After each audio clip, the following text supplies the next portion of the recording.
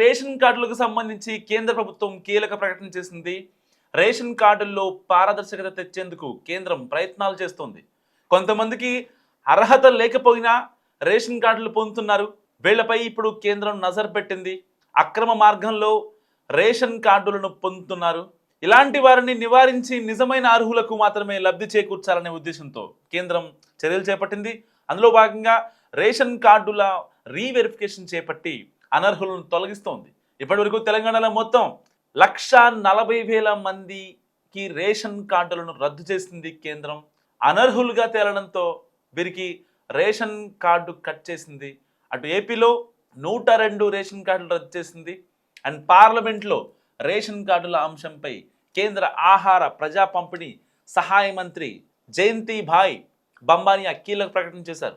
దేశంలో 41 లక్షలకు పైగా అక్రమ రేషన్ కార్డులను తొలగించినట్లు ఆయన వెల్లడించారు.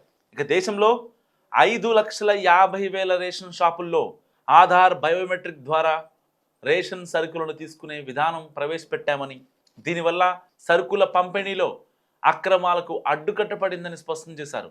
జీఎస్టీ, కార్పొరేట్ వ్యవహారాలు, జాతీయ రహదారులు, ఇన్కమ్ ట్యాక్స్ శాఖల సమాచారం ఆధారంగా రేషన్ కార్డులను తొలగించినట్లు తెలిపారు.